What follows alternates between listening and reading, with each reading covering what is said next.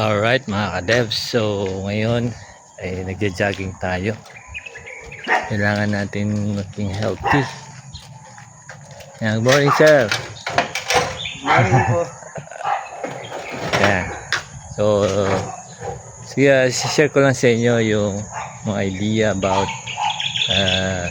coding, becoming a developer, software engineer. So medyo matagal talaga yung process na yan. It will take you quite some time.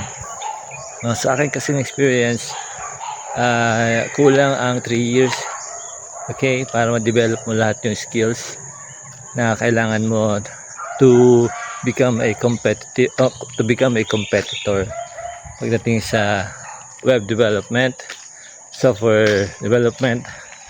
So hindi mo lahat talaga matutunan yan sa loob ng 3 years. Pero ang inuna ko is yung kung ano ba yung pwedeng pagkapirahan, no? Kung ano yung mga skills, mga technological skills na madaling pagkapirahan. At yan nga yung web development, yung full stack. At pangalawa dyan yung itong ating WordPress, and then itong ating software development using Python.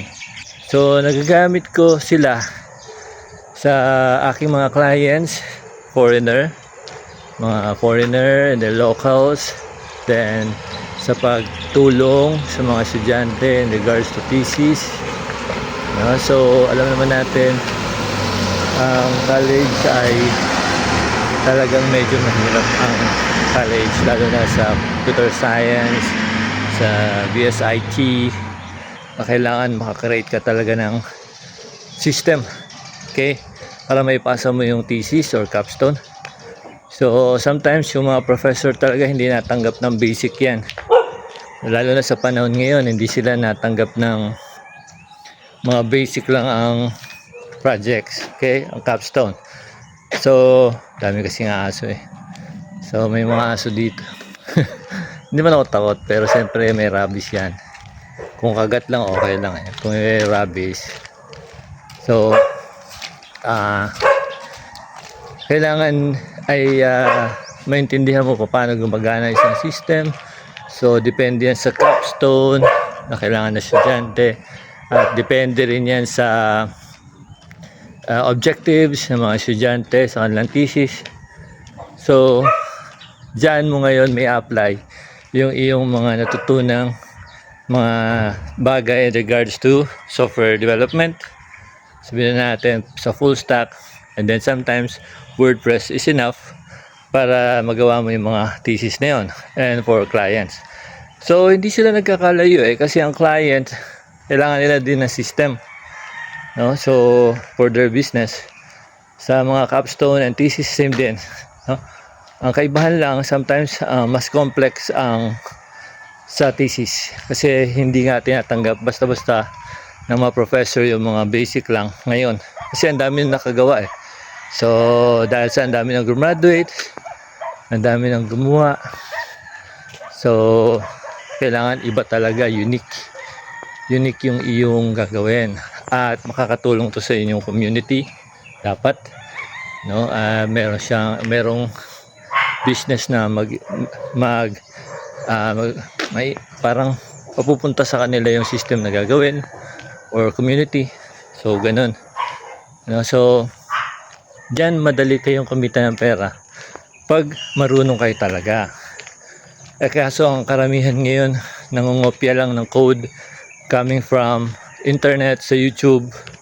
So kinokopya nila yung code, tapos hihingan nila ng down yung mga tao o yung mga estudyante or even yung clients. So si client isipin niya marunong ka talaga, pero kinopya mo lang yung code.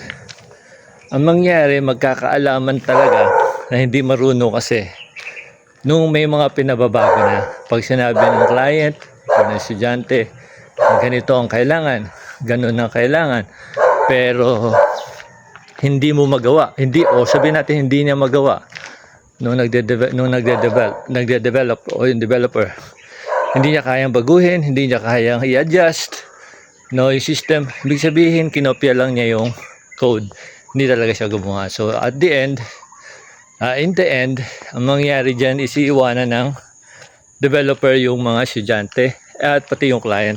Pero siyempre, of course, nakuha na yung pera.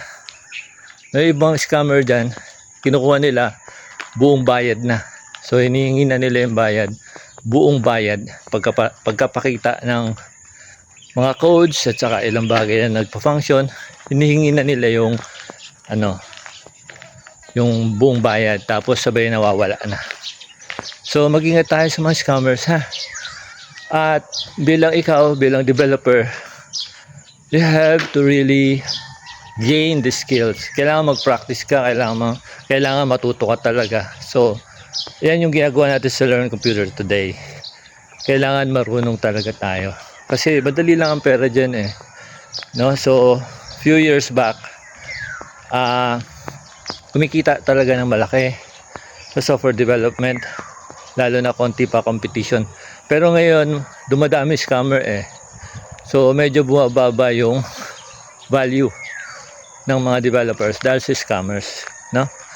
So, yan ang isa dapat na gawin natin. Develop natin yung ating skills. Tapos, gawin natin pagkaperahan. No, mabilis lang ang kita dyan, lalo na ikaw ay marami na nakakilala sa'yo. So, ang case na nangyari sa akin is nire-recommend ako. So, hindi ko kailangan maghanap ng client. Hindi ko rin kailangan maghanap ng mga students na magpapagawa sa akin. Nire-recommend ako. No, dumadating na nga yung point, lalo na ngayon, nagde-develop tayo sa Learn Computer today. Hindi ko na tinatanggap yung ibang mga clients, sabihin natin, at saka yung mga capstone, thesis. Hindi ko na sila tinatanggap kasi marami na akong ginagawa ngayon. So, I really have to focus on Learn Computer today sa pagde-develop ng skills ng mga estudyante dito sa Learn Computer today para maipasa ko din kung ano yung natutunan ko. No, so, may mga free courses tayo dyan and meron din tayong paid training. Punta lang kayo sa ating website, learncomputertoday.net, and try nyo muna yung free. Okay? Tara, tayo mag-exercise. Bye po.